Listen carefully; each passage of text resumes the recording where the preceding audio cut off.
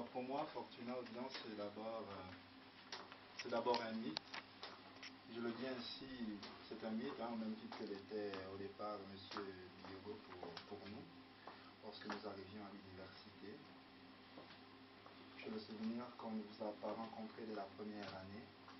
Cependant, on entendait à travers, par la bouche d'écran de maîtrise à l'époque, dans le petit frère de Fortuna, Auguste et Aîné, et Jean Blaise, nos aînés de l'époque, on entendait souvent parler de vous, on entendait parler de Fortuna aussi. J'ai eu une rencontre, je pense à quelque chose de singulier. C'est un débat, c'est une conférence qu'il tient. Et dans cette conférence, il essaie de nous apprendre comment saisir le sens d'un texte à travers les différents paradigmes de la psycho et de la sociocritique. Je ne vais pas vous embêter avec ça. C'est juste que je tiens ce moment intéressant parce qu'à l'époque, lorsqu'il nous montre tout ça, moi je suis lecteur de Foucault, j'apprends à lire Foucault, et je viens de finir Les mots et les choses, et donc j'entre dans le débat par là, et je lui dis, Monsieur Aubian, de quoi parlez-vous, puisque nous savons depuis Foucault que le sens n'est plus possible, voilà, puisque l'homme est démembré. Et Monsieur Aubian, à ce moment, qui était également lecteur de cet auteur, va reprendre la parole et va remettre les choses en place.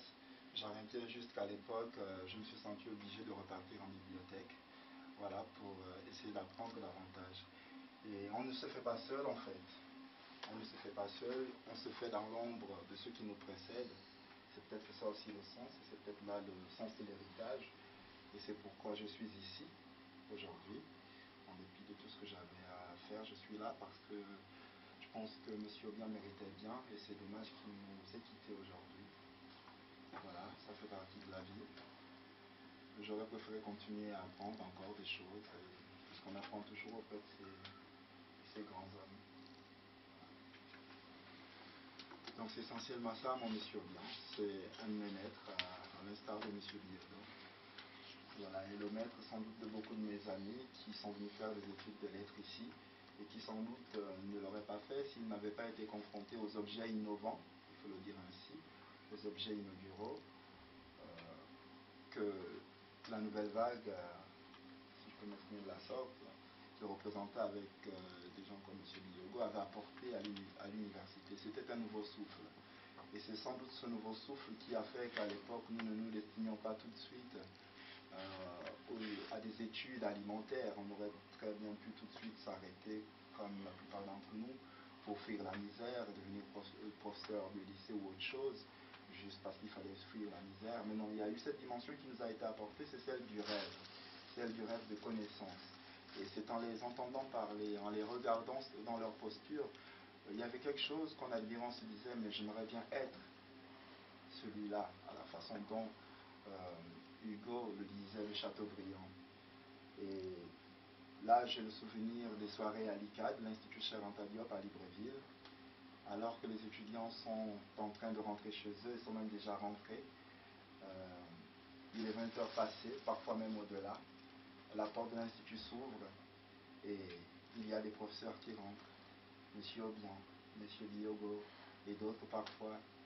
Et alors que chacun est occupé à faire ce qu'il veut chez lui, nous on est là dans l'intimité de la nuit, on entend parler. On entend parler de Genève, on entend parler de Nietzsche, on entend parler d'Heidegger. C'est quelque chose qui révolutionne l'individu, c'est quelque chose qui change la dimension de l'individu, parce que le cours qu'on prend le matin, parce qu'on y est plus ou moins obligé, qui est adossé lui-même à des résultats universitaires, là il prend tout un autre sens, parce qu'on rentre dans quelque chose de presque poétique.